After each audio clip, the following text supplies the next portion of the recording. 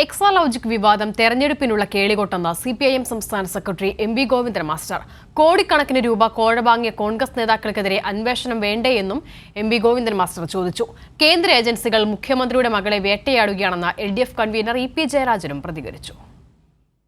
എക്സാലോജിക് വിവാദം തെരഞ്ഞെടുപ്പിലേക്കുള്ള കേളികൊട്ടെന്ന് CPM സംസ്ഥാന secretary MV Govindan master പറഞ്ഞു. എക്സാലോജിക്കിന്റെ പേരിൽ മുഖ്യമന്ത്രിയെ പ്രതിക്കൂട്ടിലാക്കാനുള്ള ശ്രമമാണ് നടക്കുന്നതെന്നും കോടിക്കണക്കിന് രൂപ കോഴ വാങ്ങിയ കോൺഗ്രസ് നേതാക്കൾക്കെതിരെ അന്വേഷണം വേണ്ടേയെന്നും MV ഗോവിന്ദൻ മാസ്റ്റർ ചോദിച്ചു. പറയുന്ന മുഖ്യമന്ത്രിയുടെ മകളുടെ പേര് ഉപയോഗപ്പെടുത്തിയിട്ട് രാഷ്ട്രീയമായ കാരണങ്ങളാൽ അത് വലിയ പർവ്വതീകരിച്ച് പ്രശ്നങ്ങൾ ഉണ്ടാക്കാനാണ് അന്നേ ശ്രമിച്ചുകൊണ്ടിരിക്കുന്നത്, ഇന്നും ശ്രമിച്ചുകൊണ്ടിരിക്കുന്നത്, നാളെയും അത് തന്നെയാണ് ശ്രമിച്ചുകൊണ്ടിരിക്കുക എന്നാണ് ഞാൻ പറഞ്ഞു വന്നതിൻ്റെ അർത്ഥം. ഇത്രയേ പറയാം. ഏത് അന്വേഷണത്തിൽ നമ്മൾ ഞങ്ങൾക്ക് യാതൊരു പ്രശ്നമില്ലാന്ന്, ഞങ്ങൾക്ക് എന്തായാലും ഇപ്പോൾ പ്രശ്നമുണ്ട്.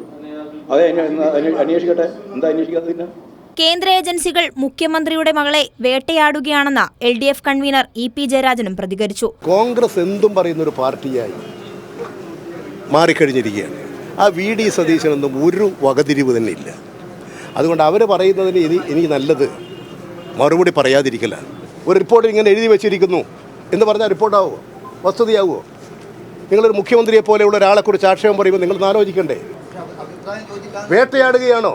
ഒരു സ്ത്രീയാണ് വേട്ടയാടുന്നത്, ഒരു പെൺകുട്ടിയാണ് വേട്ടയാടുന്നത്. ഏതു പൊതുമേഖലാ സ്ഥാപനത്തിലും എന്തു നടന്നാലും മുഖ്യമന്ത്രിക്ക് പങ്കുണ്ടെന്ന് പറയുന്നത് യുക്തിക്ക് നിരക്കുന്നതല്ലെന്നായിരുന്നു മന്ത്രി P രാജീവിന്റെ പ്രതികരണം. CMRL അടക്കം 75 കമ്പനികളിൽ KSIDCക്ക് ഓഹരിയുണ്ട്. KSIDCയുടെ ദൈനംദിന കാര്യങ്ങളിൽ സർക്കാർ ഇടപെടാറില്ലെന്നും മന്ത്രി കൂട്ടിച്ചേർത്തു.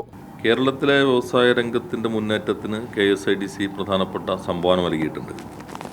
എനിക്ക് തോന്നുന്നു 75ഓളം കമ്പനികളിൽ KSIDCക്ക് ഓഹരിയുണ്ട്. ആ ഓഹരി എടുക്കുക വഴി അത്തരം സ്ഥാപനങ്ങളെ ശക്തിപ്പെടുത്താനാണ് ശ്രമിച്ചിട്ടുള്ളത്.